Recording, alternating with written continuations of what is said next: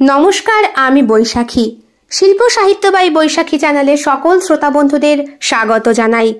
বন্ধুরা, আজ আপনাদের বলবো সম্পূর্ণ ভিন্ন স্বাদের ভিন্ন আঙ্গিকের প্রাপ্তমনস্কদের জন্য লেখা একটি গল্প, লাল বাতির ঘর। গল্প পাঠ এবং লেখায় আমি বৈশাখী বিশ্বাস দেবনাথ। গল্পটি প্রথম থেকে শেষ পর্যন্ত শুনবেন। ভালো লাগলে অবশ্যই লাইক করবেন, কমেন্ট করবেন, শেয়ার করবেন এবং আপনাদের প্রিয় চ্যানেল শিল্প সাহিত্য বাই বৈশাখী সাবস্ক্রাইব করে বেল বাটন প্রেস করে পাশে থাকতে একদম ভুলবেন না। বন্ধুরা, শিল্প সাহিত্য বাই বৈশাখী এখন চলে এসেছে ইউটিউব মিউজিক পডকাস্টে। ইচ্ছে করলে আপনারা সেখান থেকেও গল্প শুনতে পারেন এবং আপনাদের ব্যক্তিগত মতামত আমার সঙ্গে শেয়ার করতে পারেন। আজ আপনাদের বলবো লাল বাতির ঘর। গল্প পাঠ এবং লেখায় আমি বৈশাখী বিশ্বাস দেবনাথ। গল্পটি প্রাপ্তমনস্ক শ্রোতা বন্ধুদের জন্য সম্পূর্ণ। যাদের ভালো লাগবে না তারা দয়া করে এড়িয়ে যাবেন। এই গল্পটি সম্পূর্ণরূপে কল্পনা প্রসূত, যদিও কিছু ক্ষেত্রে বাস্তব ঘটনার ছোঁয়া থাকতে পারে। এটি লেখকের কল্পনার সাথে মিশ্রিত একটি সৃষ্টিশীল উপস্থাপন। গল্পটি কোনো ব্যক্তি, ঘটনা বা প্রতিষ্ঠানের সাথে মিলে গেলে তা নিতান্তই কাকতালীয়। এই গল্প শুধুমাত্র বিনোদনের উদ্দেশ্যে তৈরি করা হয়েছে। সন্ধে হতেই বাড়িতে সিরিয়াল দেখার ধুম পড়ে যায়। মা সবে টিভিটা খুলে বসেছেন, এমন সময় দেখলেন হুইল চেয়ার ঠেলে ছেলে ঘরে এলো। মা বললেন, কি রে বাবু, শরীরটা বুঝি খারাপ লাগছে? ডাক্তার কাকাকে খবর দেব? না, রিমোটটা একটু দাও তো। মানে? একটা হিন্দি সিনেমা হচ্ছে, দেখব। তুই আবার বাংলা ছেড়ে হিন্দি? তোমরা এখন যাও, আমি দেখব। ছেলেকে হাতে রিমোট দিয়ে মা বেরিয়ে যেতে বাধ্য হলেন। বেশ কয়েক মাস ধরে অরিজিতের মানসিকতা ভালো নেই। দরজাটা সে ঠাস করে বন্ধ করে দিল। মা বললেন, বাবু। তার আগেই দরজা বন্ধ। টিভি চালিয়ে সেই চ্যানেলটা অন করল সে। অন্ধকার ঘর, লাল আলো ঘরে। দুটো উন্মুক্ত নারী একে অপরের সঙ্গে। তারা একে অপরকে খুব ভালোবাসছে, একে অপরকে সোহাগে আদরে ভরিয়ে দিচ্ছে। তাদের এক একটা চুম্বন অরিজিতের পিঠে যেন প্রবল চাবুকের স্পর্শ।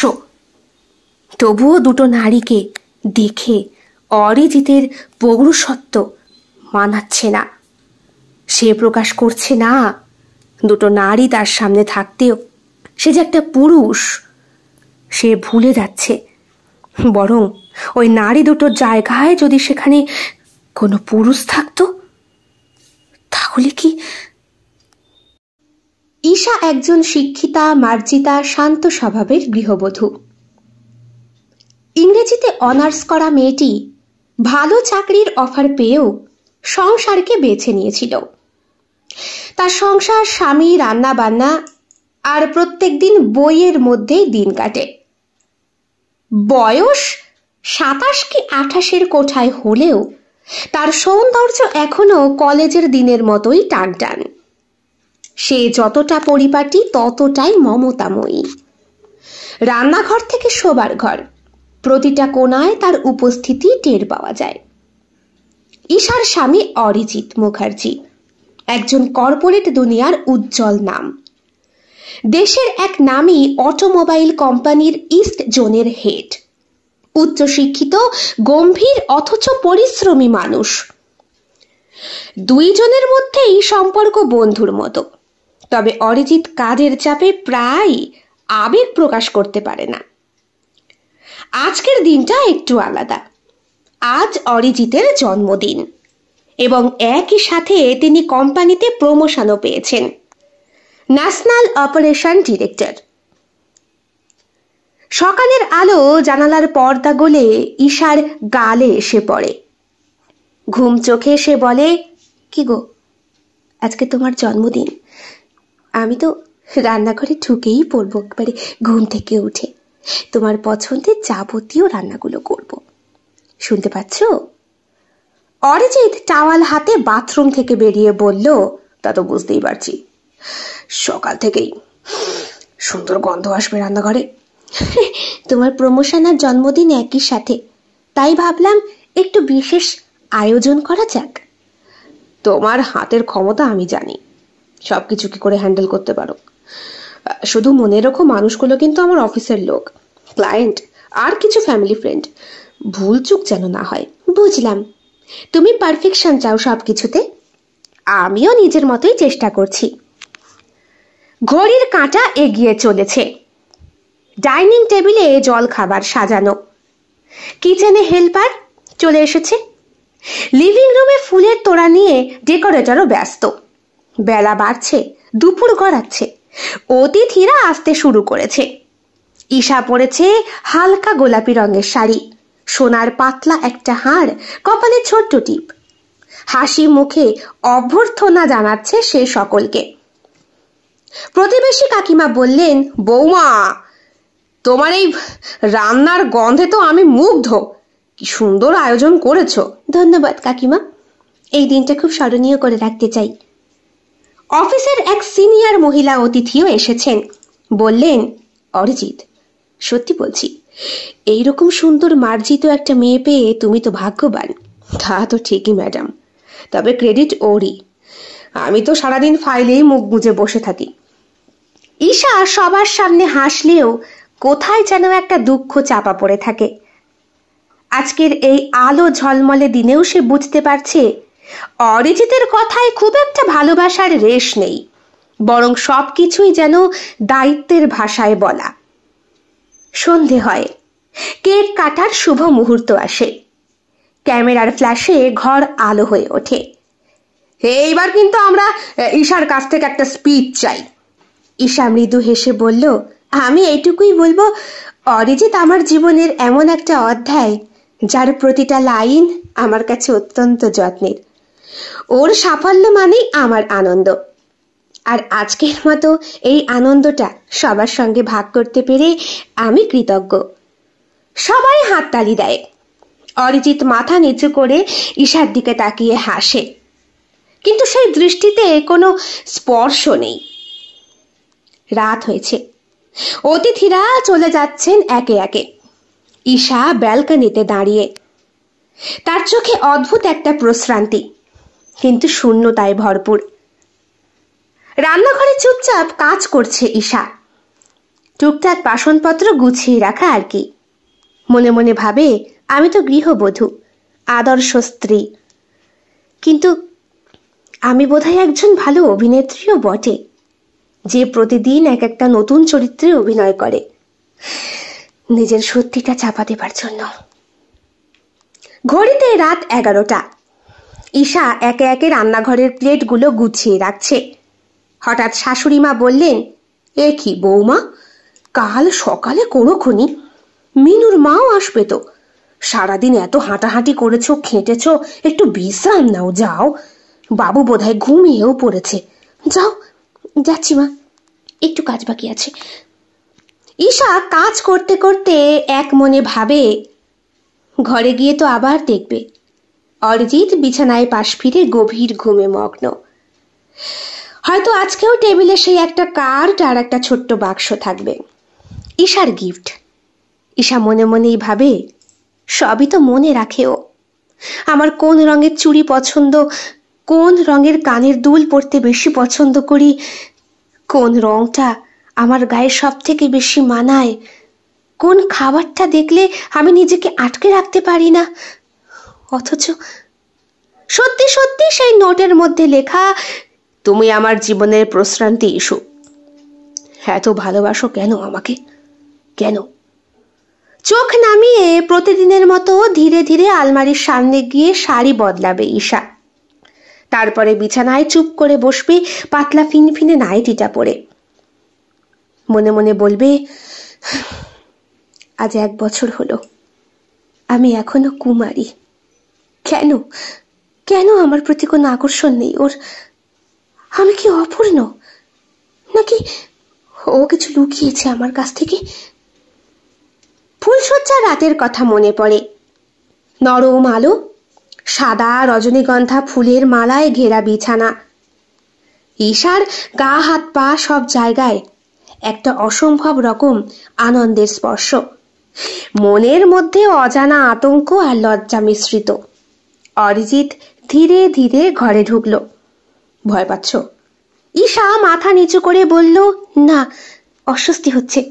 একটা কথা বলি, জানো তো, আমি তোমায় শুধু শরীর দিয়েই ভালোবাসতে চাই না, আমি চাই আমরা ভালো বন্ধু হই, সমান অংশীদার হই সবকিছুতে। এই যেমন আমার অফিসের কাজেও আমি তোমায় ভালোবাসবো যখন তুমি স্বাচ্ছন্দ্য বোধ করবে। তুমি নিজে এগিয়ে না এলে আমি কোনোদিন আমার সীমা অতিক্রম করব না। মানে মানে তুমি আমার স্ত্রী, তার মানে এই নয় আমি তোমার স্বাধীনতাকে অস্বীকার করব। ভালোবাসা মানে জয় করে নেওয়া নয়, বরং অপেক্ষা করা। আমি তোমার জন্য অপেক্ষা করতে পারি। ঈশা চোখ বন্ধ করে ভাবে, পাশে ঘুমন্ত অরিজিৎ। ঈশার চোখের কোণে টকটকে জল। তুমি কি চাও অরিজিৎ? আজও আমি সেই বন্ধুত্বের পর্যায়েই রয়েছি তোমার জীবনে।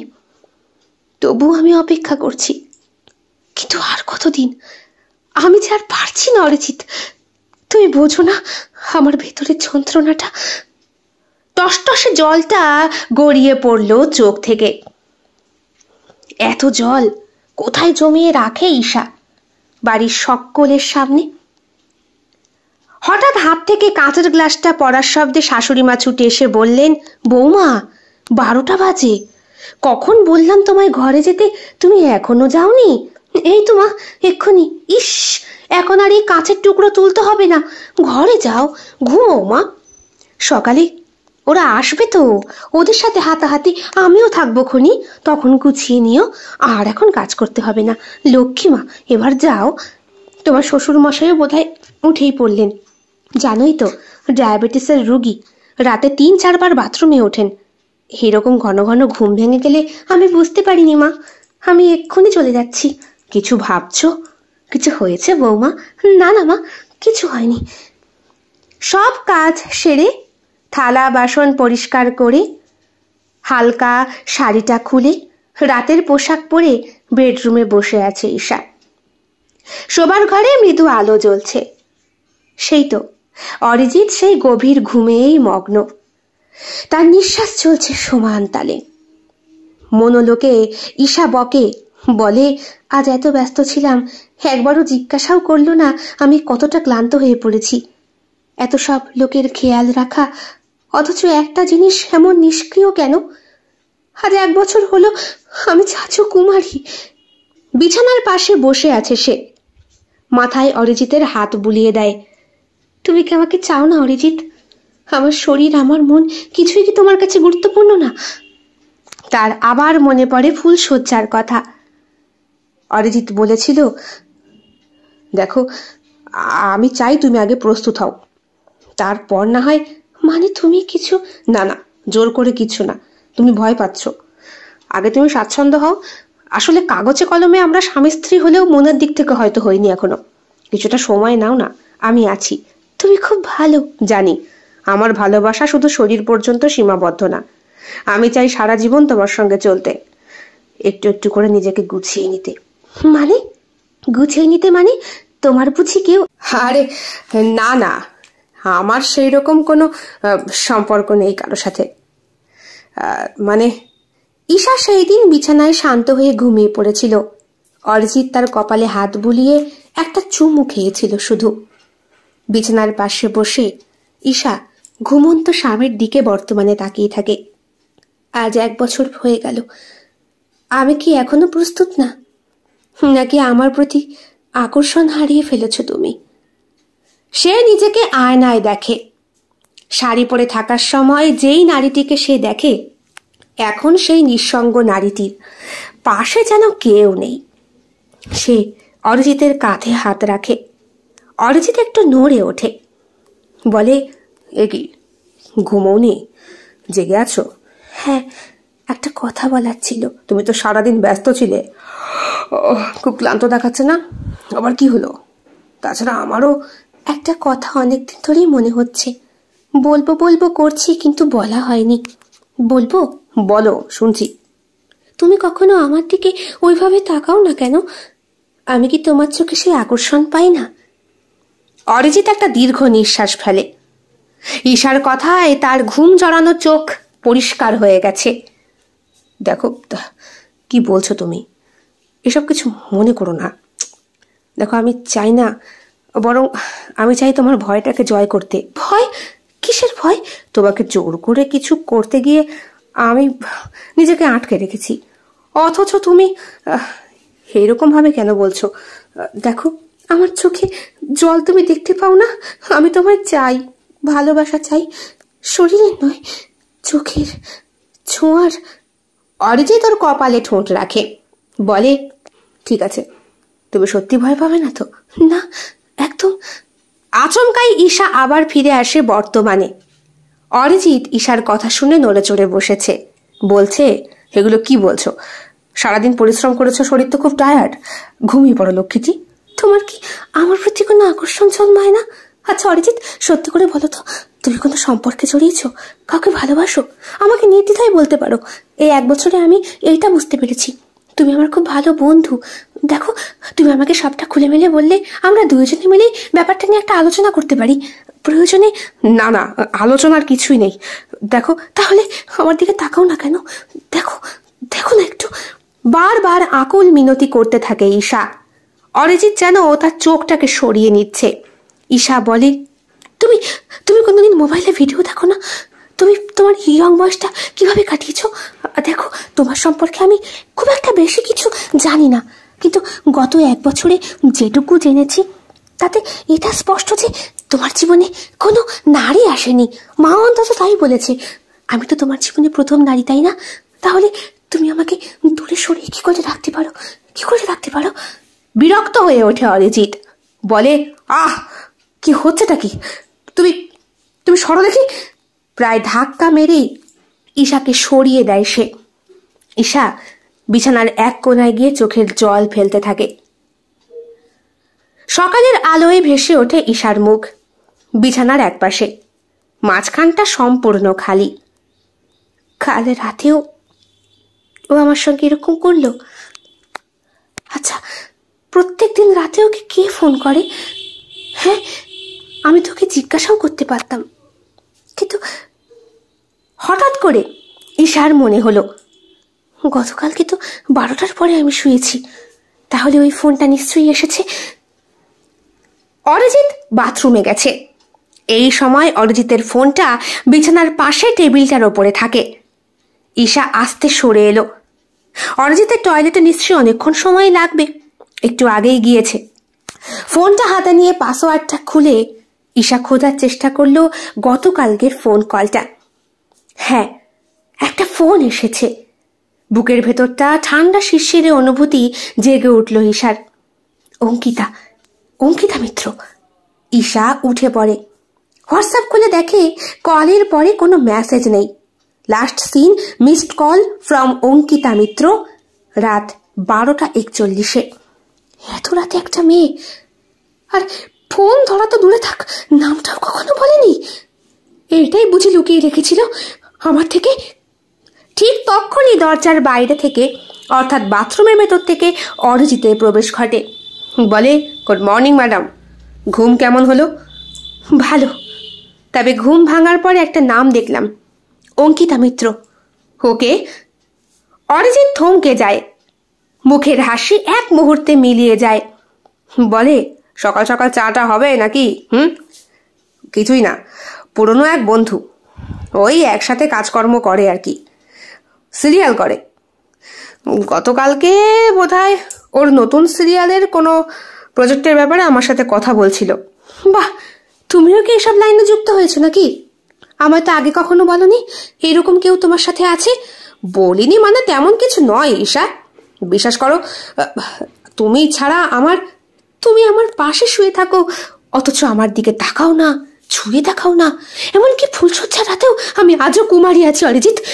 আর হঠাৎ মাঝরাতে অচেনা মেয়ের কল, আমি কিভাবে তোমায় বিশ্বাস করি? ঘরটা নিস্তব্ধ হয়ে ওঠে। অরিজিৎ চুপচাপ বসে পড়ে। বলে, অনেকদিন ধরেই ভাবছিলাম তোমায় একটা কথা বলবো, কিন্তু সাহস পাইনি। আমি জানি তুমি খুব কষ্ট পাচ্ছ। দেখো, আসলে আমার কথাটা বলা উচিত ছিল তোমাকে। কি কথা? মানে মানে এই বলে অরিজিৎ ভ্যাবলার মতো তাকিয়ে থাকে ঈশার দিকে। ঈশা উঠে এসে ওর হাঁটুর কাছে বসে বলে, আমায় প্লিজ কিছু লুকিও না, আমি আর সাসপেন্স নিতে পারছি না, প্লিজ আমায় বলো বলো। ঠিক সেই সময় ঈশার ক্লিভেজ দেখতে পেয়েছিল অরিজিৎ। সত্যি ওর বউ খুব সুন্দরী, গায়ের রঙের সাথে মাথার চুল, টানা টানা পটল চেরা দুটো চোখ। শাড়ি পরলে তো সৌন্দর্য যেন ঠিকরে ঠিকরে বেরোয় শরীরের প্রত্যেকটা অঙ্গ প্রত্যঙ্গ থেকে, অথচ সেই স্ত্রীকে নিজের থেকে কতটা দূরে সরিয়ে রেখেছে। অরিজিৎ হেসে উঠল। পায়ে দিয়েছি তো ভয়? হ্যাঁ? আরে কিচ্ছু নেই। ঈশার কাঁধে হাত দিয়ে তাকে দাঁড় করিয়ে বলল, কিচ্ছু নেই আমার প্রেয়সী, আমি তোমাকেই ভালোবাসি। এই যে তোমার এত সুন্দর একটা রূপ, এই যে এত সুন্দর দুটো ঠোঁট। ঈশাও যেন বিগলিত হতে শুরু করে অরিজিতের কথায়। তার প্রত্যেকটা অঙ্গুলি স্পর্শে তার শরীরে নারীত্ব জেগে ওঠে। খুব কাছাকাছি অরিজিৎ তাকে নিয়ে আসে নিজের শরীরের। ঠোঁটের কাছে ঠোঁটটা রেখে তার তপ্ত উষ্ণ নিঃশ্বাস ফেলে বলে, আজকে রাতটা ওয়েট করো, দেখো তোমাকে ভালোবাসায় ভরিয়ে দেব, আজ না হয় আমাদের আবার একটা ফুলসজ্জা হবে। ঈশার নিঃশ্বাস ঘন ঘন পড়ছে। এতদিন যে কাঙ্ক্ষিত পুরুষের কামনায় তার শরীর দগ্ধ হচ্ছিল, আজ সেই পুরুষ তার ঠোঁটের কাছে আসাতে সে যেন কথা বলতে পারছে না। সে কম্পিত ঠোঁটে প্রায় ভয়ে ভয়ে বলল, কথা দিচ্ছ তো? সত্যি? হ্যাঁ, আজকে একটা চিরকুমারী মেয়ে, তার কুমারিত্ব সবটাই না হয়। থাক, আমি জানিতে পারছি না, ঈশা বলে ওঠে। অরিজিৎ তাকে ছেড়ে দিয়ে বলে, তাহলে যাও, এইবার এক কাপ গরম চা করে নিয়ে এসো। এক্ষুনি যাচ্ছি। ঈশা তাড়াতাড়ি ওয়াশরুমে যায়। ফ্রেশ হয়ে গায়ে কাপড় জড়িয়ে চা করতে গেল। রান্নাঘরে ততক্ষণে কাজের লোকেরা এসে বাসনপত্র পরিষ্কার করেছে। শাশুড়ি মা বলছেন, গত রাতে কি হয়েছিল মেয়েটার কি জানি, বুঝলি, কাঁচ টাচ ভেঙে পড়ে কি অবস্থা। এই তো বৌমা, ঘুম ভাঙলো? হ্যাঁ মা, ও চা? হ্যাঁ হ্যাঁ, বাবুর চা করে রেখেছি, তোমার চাটাও রয়েছে, নিয়ে যাও। শাশুড়ি মায়ের হাত থেকে চায়ের কাপটা নিয়ে ঈশা ঘরে ঢুকতে ঢুকতে ভাবল, আচ্ছা ও আমার এতটা কাছে এলো, তাও আমার কোনো ভূত হলো না? মানে অরিজিতের মধ্যে সেই ভাব খেলছে কিনা বুঝতে পারছিল না ঈশা। নাকি অরিজিৎ শুধু পাকা অভিনেতার মতো ওকে দূরে সরিয়ে দেওয়ার জন্য, আপাতত সৎ সকালটাকে কাটানোর জন্যই এমন একটা কিছু করলো। মনে সন্দেহটা জেগেছে ঈশার। সেইটাকে পুরোপুরি নিবারণ না করতে পারলে তো আজ শান্তি নেই। অরিজিৎ সকালের খাবার খেয়ে বেরিয়ে গেল চুপচাপ অফিসে। অরিজিৎ বেরিয়ে যাবার পরে ঈশা অরিজিতের ফোন থেকে অঙ্কিতা মিত্র নাম্বারটা সেভ করে রেখেছিল নিজের ফোনে, সেইখানে একটা কল করলো। আজ সারাদিন কাজে মন বসছে না তার। অঙ্কিতার সঙ্গে একটা যোগাযোগ না করলেই নয়। প্রথমে বেশ কয়েকবার রিং হলো। ঈশা সবে যখন ভাবছে ফোনটা কেটে দেবে, ঠিক তখনই ফোনের ওপার থেকে, হ্যালো হ্যালো, মিস অঙ্কিতা মিত্র কথা বলছেন? হ্যাঁ বলছি। আপনি? আমি ঈশা, ঈশা মুখার্জি, অরিজিৎ মুখার্জির স্ত্রী। অরিজিৎ মুখার্জি মানে? হো আচ্ছা আচ্ছা, আপনি বুঝি রাঘবের কলিগ, তার প্রিয় বন্ধু অরিজিতের স্ত্রীর কথা বলছেন? রাঘব মানে আমার স্বামী? হ্যাঁ হ্যাঁ, অরিজিতের কথা শুনেছি অনেকবার তার মুখে। ভালোই হলো আপনি ফোন করলেন। কি ব্যাপার হয়েছে বলুন তো? না মানে আমি শুনলাম আপনি নাকি অভিনয় করেন, জিজ্ঞাসা করলো ঈশা অঙ্কিতাকে। অঙ্কিতা বলল, হ্যাঁ হ্যাঁ টুকটাক। কেন, তাতে বুঝি অরিজিৎ বাবুর কোনো আপত্তি আছে? সে কি আমার স্বামীকে কিছু বলেছে? না না, সেরকম কিছু না, অনেকদিন ধরে ঘরের মধ্যে বন্দি, আর এই অভিনয় জগৎ সম্পর্কে একটা কৌতূহল আছে বরাবর। আপনি আমার সঙ্গে একটু দেখা করতে পারবেন প্লিজ, যদি সময় হয়? আপনার নামটা যেন কি বললেন? অঙ্কিতা জিজ্ঞাসা করলো। ঈশা, ঈশা মুখার্জি। আচ্ছা, আজকে আমার সেট থেকে বেরোতে বেরোতে 2টো বাজবে, তারপর দেখা করি কোনো ক্যাফেতে? আচ্ছা ঠিক আছে। রাজি হয়েছে অঙ্কিতা। সুতরাং ঈশাকে যেতেই হবে। দুপুরবেলা খাওয়া দাওয়ার পরে শাশুড়ি মাকে বলল, মা আমার এক বান্ধবীর সঙ্গে দেখা করতে যাব। হো মা, সে কি, খুব ভালো কথা তো, কখন যাবে? এই তো মা, খেয়ে দে এই দুপুরবেলা বেরোবে, ওকে বাড়িতেই আসতে বলো না। না না মা, ও বাড়িতে আসবে না, চাকরি বাকরি করে তো। ও বাবা, তাই নাকি? সে তো খুব ভালো কথা বৌমা। ঠিক আছে ঠিক আছে, তুমি বরং দেখা করে এসো। আমি কি গাড়ি বলে দেব? না না, গাড়ি বলতে হবে না, আমি নিজেই চলে যেতে পারবো, বাসে করেই যাব। তাড়াতাড়ি কোনো রকম নিজেকে সাজিয়ে নিয়ে ঈশা বেরিয়ে পড়ল। বাড়ির বাইরেই টোটো দাঁড়িয়ে থাকে। টোটোতে উঠে ক্যাফের কথাটা বলে ফোন করলো অঙ্কিতাকে। অঙ্কিতা 2-3 বার রিং হতেই ফোন রিসিভ করে বলল, এই তো আমি অন দ্য ওয়ে। তুমি? আমিও, একসঙ্গে দেখা হচ্ছে। ঘড়ির কাঁটায় বিকেল 3টে। বাইরে তখনও খাঁ খাঁ করছে রোদ। অরিজিৎ কিছুক্ষণ আগেই ফোন করেছিল। খেয়েছে কিনা খোঁজ নিয়েছে ঈশা। ঈশাও জিজ্ঞাসা করেছে। অরিজিৎ এইসব বিষয়ে যথেষ্ট পরিমাণে খেয়াল রাখে। কখন খেয়েছে, কখন কি করেছে, সবটা। কেয়ারিং হাজবেন্ড প্রচণ্ড। ঈশা আর অঙ্কিতা মুখোমুখি বসে। অঙ্কিতা বলল, তাহলে কিছু অর্ডার করি? এই না না, কিছু অর্ডার করো না প্লিজ, একটু আগেই খেয়ে দিয়ে এলাম। ও তুমিও? আমিও লাঞ্চ ব্রেকটা সেরে এলাম। কিছুতেই প্রডিউসার ছাড়ছিল না। আচ্ছা, তোমাদের অভিনয় জগৎটা বুঝি স্বপ্নের মতো? কি যে বলো ঈশা, বলতে পারো কিছুটা অপূর্ণতা। অভিনয়ের মাধ্যমে যে জিনিসটা আমরা পাই না সেটা ওই সিরিয়ালের স্ক্রিপ্টিংয়ে খুঁজে পাওয়ার চেষ্টা করি। মানে মানেটা একটু অন্যরকম, তুমি হয়তো বুঝবে না। ঈশা ঢোক গিলল। ঈশার মনে হচ্ছে অঙ্কিতার এই মানে বোঝানোর ব্যাপারটা ঈশার মতোই হয়তো এক। ঈশা বলল, যদি কিছু মনে না করো, তোমার ব্যক্তিগত জীবন নিয়ে 2-1টা প্রশ্ন করতে পারি? ব্যক্তিগত জীবন মানে? আমি ঠিক বুঝতে পারলাম না। দেখো অঙ্কিতা, তোমাকে স্পষ্ট করেই বলছি, তোমার আর অরিজিতের মধ্যে কি কোনো সম্পর্ক? মানে এগুলো কি বলছো তুমি? এই তুমি কি এইসব ফালতু কথা বলার জন্য আমাকে এখানে রেখেছো? রাঘব প্রচন্ড রাগ করবে। তোমার স্বামী তো? হ্যাঁ, আমি তো বললাম রাঘব আমার হাজবেন্ড, আর রাঘবের সঙ্গেই তো অরিজিতের খুব ভালো একটা সম্পর্ক। এইখানেই তো আমি বলছি, হয়তো রাঘব বাবু যখন ঘরে থাকেন না, হয়তো আমার স্বামী তোমার সঙ্গে। এটা তুমি কি বলছো ঈশা? আমাকে না জেনে না শুনে আমার চরিত্রতে তুমি কলঙ্ক দিতে পারো না।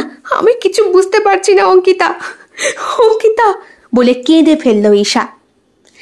অঙ্কিতা প্রথমত একটু অসহ্য বোধ করলেও ওর চোখের জলে সাড়া না দিয়ে পারল না। ওর হাতে হাত রেখে বলল, কি হয়েছে আমাকে একটু ক্লিয়ার করে বলো তো ঈশা, একদম নিজের মতো করে বলো। তোমার সন্দেহ জাগছে কেন? আর এই সন্দেহটা দূর না করতে পারলে তুমি শান্তি পাবে না। কি হয়েছে বলো? ঈশা বলল, আজ 1 বছর হলো আমাদের দাম্পত্য জীবনে স্বামী স্ত্রীর সম্পর্ক নেই। আমি আজও কুমারী। হোয়াট? হ্যাঁ। অঙ্কিতা ওয়েটারকে ডেকে গরম কফি দিতে বলল 2টো, আর এটাও বলল, কেউ যদি আমাদের খোঁজ করে, মানে আমার, বলবে একটা প্রাইভেট মিটিংয়ে আছি। অঙ্কিতা মিত্রকে অনেকেই চেনে, তাই ওয়েটারকে ডেকে কথাটা নিজের সুরক্ষার জন্যই বলে দিল অঙ্কিতা। ওয়েটার বলল, ঠিক আছে ম্যাডাম, আমি এক্ষুনি কফি দিয়ে যাচ্ছি। 2টো কফি দিয়ে যাওয়ার পর ওয়েটার সকলকে ব্যাপারটা জানিয়ে দিল। অঙ্কিতাকে বলল, ম্যাডাম, কেউ আপনাকে ডিস্টার্ব করতে আসবে না। এরবার অঙ্কিতা বলল, তুমি সত্যি বলছো? একদম সত্যি বলছি, এতটুকু মিথ্যে নেই। আজকে সকালেও যখন হ্যাংলার মতো ওর কাছে ভালোবাসা চেয়েছিলাম, আমার মনে হলো কি মনে হয়েছিল ঈশা? মনে হলো একটা পুরুষ বা নারী কাছাকাছি এলে নারীর সঙ্গে সঙ্গে পুরুষের শরীরেও একটা শিহরণ জাগে, কিন্তু আমার মনে হলো আমার স্বামীর শরীরে কোথাও যেন সেটা অনুপস্থিত। আমি যেটা সন্দেহ করছি, তোমার কি সেটা এতটুকু মনে হচ্ছে অঙ্কিতা? ঈশা, তুমি সাহস দেখিয়েছো বলেই বললাম। তোমাকে তো প্রথমেই বললাম, আমরা স্ক্রিপ্টিংয়ের মধ্যে নিজের ব্যক্তিগত জীবনেরও কিছু জিনিস খুঁজে পাওয়ার চেষ্টা করি। অপূর্ণতা। আমার বিয়ে হয়েছে আজ 5 বছর। অভিনয় জগতে সাধে আসেনি, মনের দ্বন্দ্ব মেটানোর জন্য। আমি বাজা, এটা সবাই বলছিল শ্বশুর বাড়ির, কিন্তু আমার স্বামী যে আমায় ছুঁয়ে দেখে না, এই কথা আমি কাউকে বলতে পারিনি। মানে তুমি যখন বললে তখন আমার সন্দেহটা আরো বেশি গাঢ় হলো। প্রথমে তো ভেবেছিলাম আমি রাঘবের অফিসেই কারোর সাথে বোধহয় সম্পর্ক আছে, হয়তো সংসারও আছে। নিজের বাবা মার চাপে পড়ে হুট করে আমাকে বিয়ে করেছিল রাঘব। আমি গ্রামের মেয়ে, শহরের তো আদব কায়দা জানতাম না। বিয়ের পর থেকেই রাঘবের অবহেলাকেও এতটুকু বুঝতে পারিনি। সে খুব কেয়ারিং, আমার যত্ন নেয়, আমার সবকিছু খুঁটিনাটির হিসেব রাখে, কিন্তু রাতলির কাছে আসে না, তাই না অঙ্কিতা? জিজ্ঞাসা করলো ঈশা। অঙ্কিতা বলল, একদম ঠিক বলেছ। অপূর্ণতা আজকে 5 বছরের। তবে হ্যাঁ, আমি আর কুমারী নই, মানে মানে শোয়ের ডিরেক্টর, প্রডিউসার। যাকে যখন পেয়েছি তখন ছি ছি করো না, তোমারও মনে হবে একটা সময়। আর কত সতীত্ব ধরে রাখবে তুমি? তুমি একজন বিবাহিতা নারী, কতদিন বলো তো এই পিপাসাকে তুমি চেপে রাখতে পারবে? বৈধব্য জীবন না হয় হলেও একটা কথা ছিল, না বিধবা না কিছু, মাঝখানে আটকে থাকা এমন একটা জিনিস যেটা তুমি না পারবে গিলতে, না পারবে উগরাতে। ঈশা অঙ্কিতার হাতটা ধরে, বলে, এবার উপায় কি আছে? তুমি জিজ্ঞাসা করেছিলে তোমার স্বামীকে সরাসরি। আমি এটাও জিজ্ঞাসা করেছিলাম অঙ্কিতা মিত্রর সাথে তোমার কোনো সম্পর্ক আছে কিনা। সে অস্বীকার করলো, বলল না, নেই। প্রথমত নামটা শুনে ভ্যাগা চাকা খেয়ে গিয়েছিল, কিন্তু এখন বুঝতে পারছি আমার স্বামী পুরুষ হয়েও সেই পুরুষের মধ্যেই আটকে পড়ে আছে, মানে সে বাই। হ্যাঁ, একদম ঠিক ধরেছ। ওরা একে অপরকে ভালোবাসে। আর অজিতের সঙ্গে রাঘবের সম্পর্কটা অফিসের প্রথম দিন থেকে। তার মানে ওরা মিটিংয়ের নাম করে একসঙ্গে দেখা করে, একসঙ্গে, মানে ওরা আমাদেরকে ঠকিয়েছে। আমরা দুটো ঠকের পাল্লায় পড়েছি। একদম ঠিক বলেছ। এবার কি করবো অঙ্কিতা? আমি যে আর পারছি না। এতগুলো দিন হয়ে গেল, এরপরে সবাই আমার ওপরেই একটা, হ্যাঁ আমার ওপরেও। কম লোকে হাত তোলেনি, কম লোকে বলেনি আমি বাজা, তবে সবটা এখন আমি কেমন যেন গিলে নিতে শিখেছি। আচ্ছা ঈশা, একটা কাজ করতে পারবে? কি? তুমি তো একটা অভিনয় করছো সংসার জীবনে থেকে। এইবার থেকে না হয় স্ক্রিপ্টটা আমরাই লিখবো, আমরাই বদলাবো। মানে তুমি আমার সঙ্গে কাজ করবে ঈশা? অঙ্কিতা অফার করে ঈশাকে। ঈশা বলে, এগুলো কি সহজেই হয়? তুমি পারবে। তুমি তো ব্যক্তিগত জীবনে একটা চরম অভিনয়ের মধ্যে যাচ্ছ। আমি ডিরেক্টরের সাথে কথা বলবো, কিন্তু কিন্তু অঙ্কিতা, আমি প্রডিউসারের সঙ্গে বা ডিরেক্টরের সঙ্গে। আরে বাবা, সবাইকে চারিত্রিক দিক থেকে খারাপ হয় নাকি? আমি কি খারাপ নাকি? আমি খারাপ নই, আমি পূর্ণ হতে চেয়েছিলাম। ডিরেক্টর আমাকে কখনো জোর করেনি, বিশ্বাস করো। দিনটা ছিল রাঘবের জন্মদিন। আমার কাজের সঙ্গে যুক্ত যারা অভিনেতা অভিনেত্রী প্রত্যেককে নিমন্ত্রণ করেছিলাম, ডিরেক্টর প্রডিউসারকেও করেছিলাম। আর ওখান থেকে রাঘবও নিমন্ত্রণ করেছিল ওর সব অফিস কলিগদের। আমি অবাক হয়ে গিয়েছিলাম, কারণ ওর কলিগদের মধ্যে বেশিরভাগই পুরুষ। তারা তাদের স্ত্রীদেরকেও আনেনি এখানে। আমি একা একটা মেয়ে মানুষ কেমন কুণ্ঠাবোধ করছিলাম। পার্টিটা শেষ হতেই আমাকে রাঘব বলল ও তার বন্ধুদেরকে বাড়ি পৌঁছে দিয়ে আসতে চায়, বিশেষ করে ওর স্পেশাল একটা বন্ধু মাধবকে। সেই দিনের পরে মাধবকে দেখিনি। একদিন সাহস করে জিজ্ঞাসা করেছিলাম, মাধবের নামটা নিতেই রাঘবের চোখ দুটো জ্বলে উঠেছিল। তারপরে সোশ্যাল মিডিয়া স্ক্রল করে জানতে পারি মাধব বিদেশ চলে গিয়েছে পোস্টিং করে। এইখানে সে আর থাকে না, তার ছেলে এবং মেয়েকে নিয়ে। এখন বুঝতে পারছি রাঘবের রাগের কারণটা। সেই রাতে একটু খেয়েছিলাম আর কি। চেয়েছিলাম আমার লাল টুকটুকে শাড়ি পরা দৈহিক সৌন্দর্যের প্রতি রাঘব আকর্ষিত হোক এবং বিগত কত বছরের আমার শরীরে জমিয়ে রাখা উষ্ণ কামনাকে আজ প্রশমিত করুক, কিন্তু হয়নি। ব্যালকনিতে দাঁড়িয়ে রাঘবের গাড়ি নিয়ে চলে যাওয়া দেখছি। ঠিক তখনই আমার পেছনে শৈলেন্দা এসে দাঁড়ায়। আমি নিজেকে কন্ট্রোল করতে পারিনি ঈশা। আমি শৈলেন্দাকে ইচ্ছা করে জড়িয়ে ধরে তাকে চুমু খেয়ে বলেছিলাম, প্লিজ হেল্প মি, প্লিজ। শৈলেন্দা বরাবরই আমাকে পছন্দ করতেন, আমার অভিনয় জগতে আসা ওনার হাত ধরেই। তাই উনি আমাকে ফেলে রাখতে পারলেন না। তুমি জানো ঈশা, উনি আজও বিয়ে করেননি, আমারই বয়সী। আমাকে এখনো বলছেন রাঘবের সংসার ছেড়ে ওনার কাছে চলে যেতে উনি আমাকে সসম্মানে বিয়ে করবেন, কিন্তু তুমি যাচ্ছ না কেন? পারবো না। সংসার, আমি চলে গেলে আমার বদনাম হবে ঈশা। সবাই বলবে অভিনেত্রীরা খারাপ, তারা এক স্বামীতে সংসার করতে পারে না, কিন্তু আমি তো তা নই। আমি তো অপূর্ণতার জ্বালা সহ্য করতে না পেরে। ঈশা বলল, আমি রাজি অঙ্কিতা, আমি রাজি, কিন্তু একবার অন্তত তোমার হাজব্যান্ড মানে অরিজিৎকে জিজ্ঞাসা করো। না, ওকে জিজ্ঞাসা করার দরকার নেই, ওই তো আমাকে শিখিয়েছে অভিনয় করা। নতুন করে যখন আমাকে টিভির পর্দায় দেখবে না হয় নতুন কিছুই জানবে, কিন্তু তোমার শ্বশুর শাশুড়ি স্বামীর ভালোবাসা না পেলে আর শ্বশুর শাশুড়িকে দিয়ে সংসার করে কি হবে অঙ্কিতা? কলকাতা শহর, লেক টাউনের একটা পুরনো বাড়ি। বিখ্যাত অভিনেত্রী ঈশা এখন বয়সের জন্য প্রায় লোকচক্ষুর অন্তরালে। একজন তরুণ সাংবাদিক নিলয় চট্টোপাধ্যায় তার সাক্ষাৎকার নিতে এসেছে। ঈশার অতীত এবং বর্তমান দুটোই সে জানতে চায়। সন্ধেবেলা 5টার সময়। ঈশার বয়স হয়েছে। ঘর জুড়ে সিনেমার পোস্টার আর সুভাষ সরকারের ছবি, যিনি ছিলেন ঈশার পরিচালক। ক্যামেরার ব্যাগটা নামিয়ে কৌতূহলী ভঙ্গিতে নিলয় বলল, আপনার মতো একজন কিংবদন্তি অভিনেত্রীর কাছে আসা আমার জীবনের সব থেকে বড় পাওয়া ম্যাডাম। আজকের সাক্ষাৎকারটা আমার কাছে শুধু পোর্ট্রাল নয়, এটা মন দিয়ে করব। ম্যাডাম বলতে হবে না, ঈশা বললেই হবে। এখন তো কেউ আর সেরকম একটা ডাকে না। ফুরিয়ে গিয়েছি তো, রোদ্দুরের মতো। বয়সটা ম্লান হয়ে গেছে। এখন বিকেলে ভোরের ফুল ফুটবে না কোনো রকম ভাবেই। তুমি আমাকে নাম ধরেই ডাকতে পারো। তাছাড়া আমাদের এই প্রফেশন জগতে নাম ধরেই সম্পর্কটা বেশিই টেকে।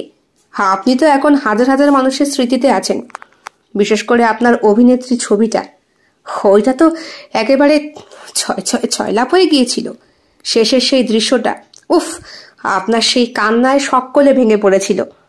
অভিনেত্রী ছবিটার দৃশ্য যখন শুট হয়েছিল, আমার জীবনের সবচেয়ে ভয়ানক সত্যটা আমি সেই দিন জানতে পেরেছিলাম। মানে?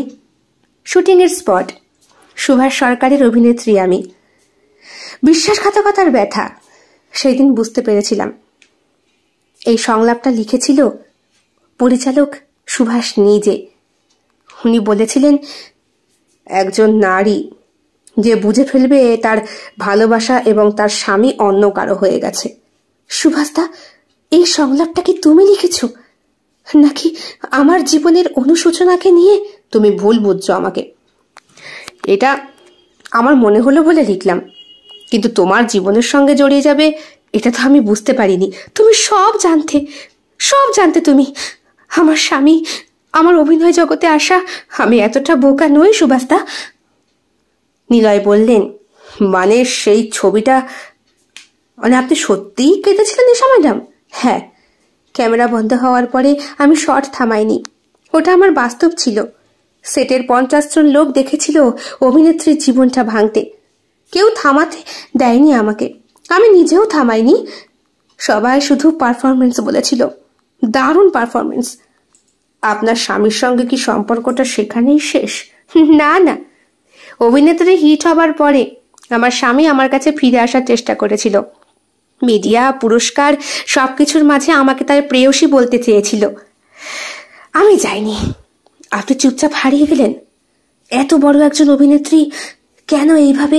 কারণ আমি জানতাম আবার ক্যামেরার সামনে গেলে ব্যথা দিয়েই নতুন কিছু শুরু করতে হবে।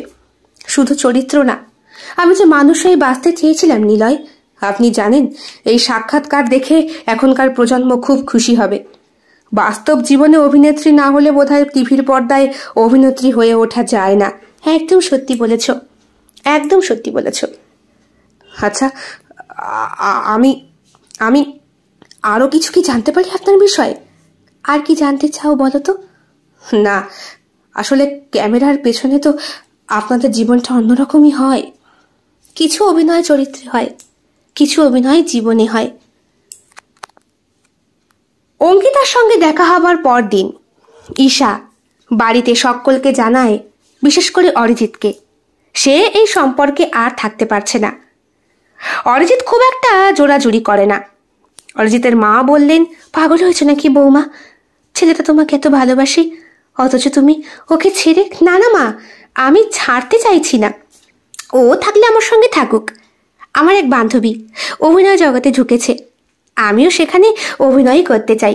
অভিনয় বলেছিল অরিজিৎ। না না, আমার অফিস কলিগ বন্ধুরা এরা কি বলবে? মানে তুমি এগুলো কি বলছো? অরিজিতের হাত ধরে বেডরুমে ডেকে নিয়ে এসেছিল ঈশা। বলেছিল, মা বাবার সামনে নাটক করছো কেন অরিজিৎ? নাটক? তুমি কি বলছো এগুলো? নাটক তো তুমি শুরু করলে। এই বয়সে এসে অভিনয়? বয়স মানে? আমি এখনো তিরিশের কোঠায় পড়িনি অরিজিৎ। এখনো আয়নার সামনে দাঁড়িয়ে নিজের শরীরকে দেখে নিজেই হিংসায় মরি। তুমি তো তাকাও না, আবার পড়লে। আবার সে এক বিষয় নিয়ে পড়লে? হ্যাঁ পড়লাম, কারণ আমি জানি আমার স্বামী একজন হোমো।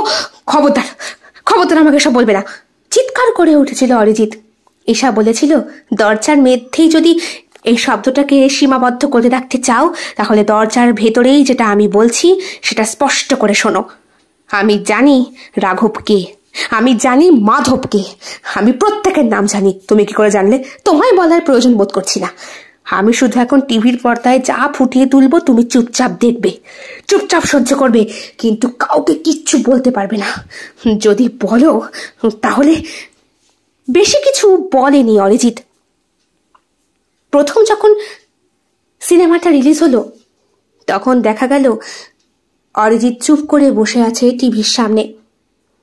অনেকবার বারণ করেছিল সে, কিন্তু ঈশা শোনেনি। শুটিং স্পটে গিয়েই অরিজিৎ সবার প্রথম ধাক্কাটা খেয়েছিল। শুটিং হচ্ছে সেখানে স্পেশালি। যেহেতু অরিজিৎ ঈশার স্বামী তাই তার প্রবেশ হতেই পারে। সেখানে রাঘবও উপস্থিত। একই বিছানায় অঙ্কিতা আর ঈশা। ঘরটা অন্ধকার, কেবলমাত্র স্ক্রিনের আলো মুখে পড়েছে। চুপচাপ বসে দেখছে ওরা। এক নারী আরেক নারীর ঠোঁট ছুঁয়ে দিচ্ছে, একজন আরেকজনের শরীরে হাত বোলাচ্ছে। ধীরে ধীরে একটা একটা করে আলগা হচ্ছে পোশাকের আবরণ। সবাই চুপ, সবার নিঃশ্বাস বন্ধ। তুমি জানো তো, ভালোবাসা শরীরের সীমায় আটকে থাকি না। আমি তোমায় ছুঁয়ে দিচ্ছি, আমি তোমায় এই ছুঁয়ে দিলাম। ওদের মনের মতো করে। ভালোবাসায় লজ্জা নেই। এদিকে ঘরের বাইরে ওই ক্যামেরার দৃশ্য দেখে অরিজিতের গোটা শরীরটা জ্বলে উঠেছিল। গাড়ি নিয়ে তাড়াতাড়ি নিজের বাড়ি ফিরতেই একটা অ্যাক্সিডেন্ট করে অরিজিৎ। সঙ্গে সঙ্গে ফোন যায় ঈশার কাছে, কিন্তু ঈশার তখন ফাইনাল শুটিংটা করতেই হবে।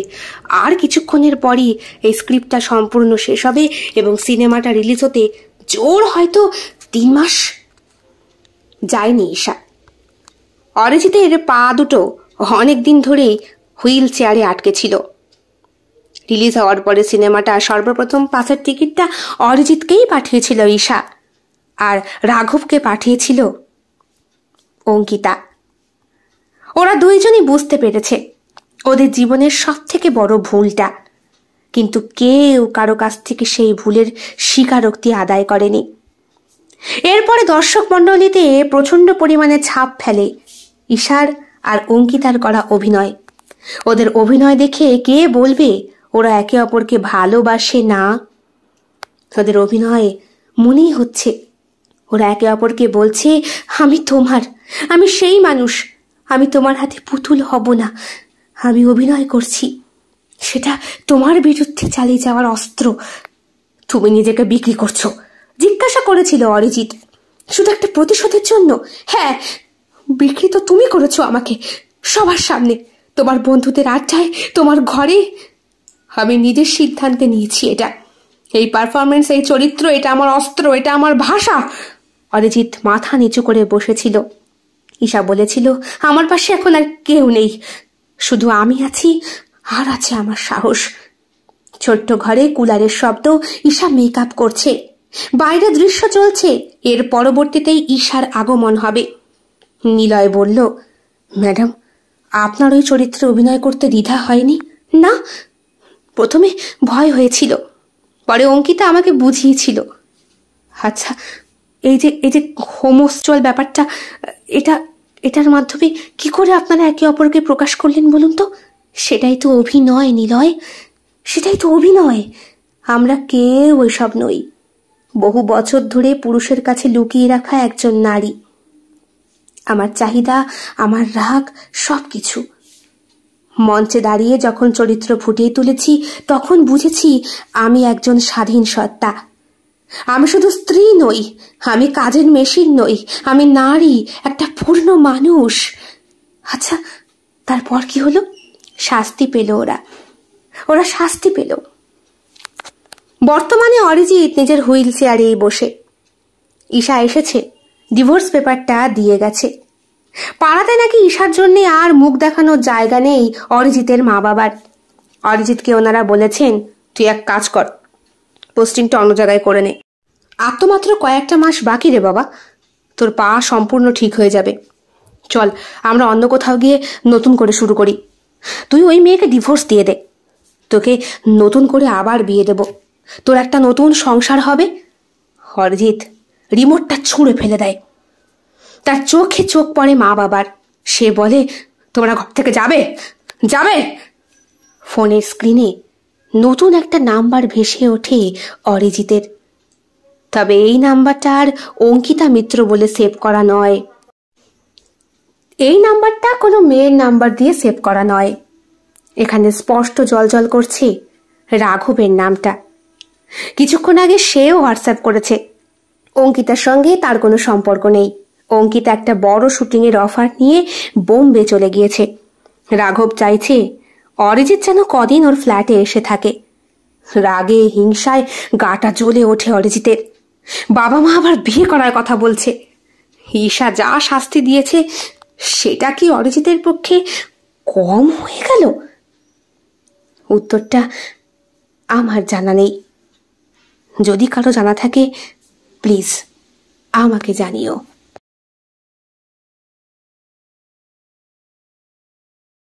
কেমন লেগেছে আজকের গল্প কমেন্ট বক্সে কমেন্ট করতে একদম ভুলবেন না। ভালো লেগে থাকলে অবশ্যই লাইক করবেন, কমেন্ট করবেন, শেয়ার করবেন এবং আপনাদের প্রিয় চ্যানেল শিল্প সাহিত্য বাই বৈশাখী সাবস্ক্রাইব করে বেল বাটন প্রেস করে পাশে থাকতে একদম ভুলবেন না বন্ধুরা। দেখা হবে খুব শিগগিরই আগামীকাল সম্পূর্ণ নতুন একটি ভিন্ন স্বাদের গল্পের সঙ্গে। আপনাদের সকলের উপস্থিতি একান্তভাবে কামনা করি। সকলে খুব ভালো থাকবেন, সুস্থ থাকবেন এবং একইভাবে সাহায্য এবং সহযোগিতার হাত বাড়িয়ে দেবেন। সবাই ভালো থাকবেন। শুভরাত্রি।